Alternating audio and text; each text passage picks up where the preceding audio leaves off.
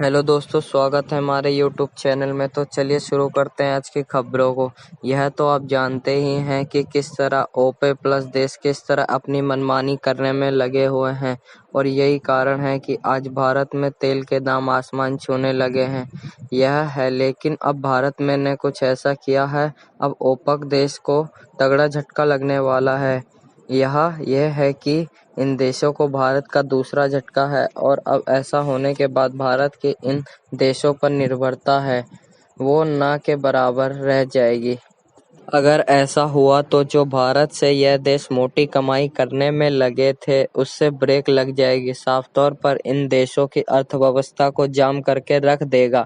दरअसल अभी हाल ही में पेट्रोलियम एवं प्राकृतिक गैस के मंत्री धर्मेंद्र प्रधान ने बुधवार को राज्यसभा में कहा कि भारत ने 2025 तक 20% एथेनॉल मिलाने का लक्ष्य रखा है। यहाँ हम आपको बता दें कि प्रधान ने उच्च सदन के दौरान विभिन्न सवालों के जवाब में जानकारी दी है। उन्होंने कहा है कि पेट्रोल में एथेनॉल मिलाने का कार्यक्रम अटल बिहारी वाजपेयी की सरकार में शुरू किया गया था, लेकिन अब बाद में कांग्रेस सरकार के कार्यालय में इस नीति पर खास ध्यान नहीं दिया गया। उन्होंने अपने बयान में आगे कहा है, 2014 में मोदी सरकार की सत्ता में आए तो उस समय पेट्रोल में एथेनॉल मिलाने का प्रतिशत सिर्फ 0.67% था, जिसका कि मूल्य 500 करोड़ रुपए से भी कम था। प्रधान ने आगे कहा है कि 2021-20 में यह प्रतिशत 8.5 हो गया है, जिसका मूल्य 18,000 करोड़ रुपए के आसपास है।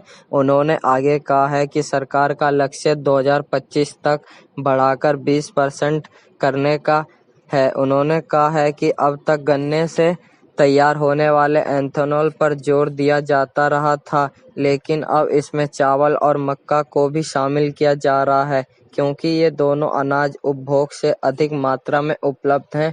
और उन्होंने आगे कहा है कि इससे किसानों की आमदनी बढ़ाने में काफ़ी मदद मिलेगी। दरअसल अब यहाँ पर मोदी सरकार ने बड़े फैसले को मंजूरी दे दी है, जिसमें 422 एथेनॉल प्रयोजकों को मंजूरी दे दी गई है, जिसमें 41,000 करोड़ रुपए का निवेश होने की संभावना है। और अगर ऐसा हो जाता है तो हमारी total ethanol production capacity 1675 crore रुपए लीटर वार्षिक हो जाएगी। सोचिए, इसी मात्रा में जो हम ओपेक देशों से कुल ऑयल इंपोर्ट करते हैं उसे भी हम घटा सकते हैं, क्योंकि जाहिर सी बात है ओपेक देशों के पेट में लात मारने के बराबर हो जाएगी।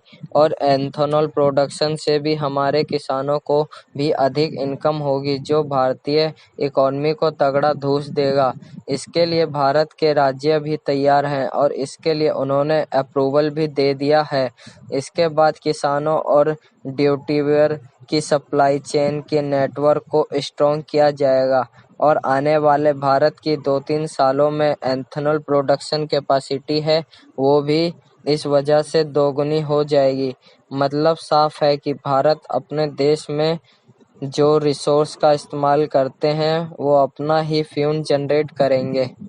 तो इसके बारे में आपका क्या मानना है? अपनी राय कमेंट बॉक्स में ज़रूर बताएं। अगर आपको हमारा चैनल पसंद आता है तो हमारे चैनल ब्रदर न्यूज़ को सब्सक्राइब कर लें, वीडियो को लाइक करें और शेयर करें। तब तक के लिए बाय।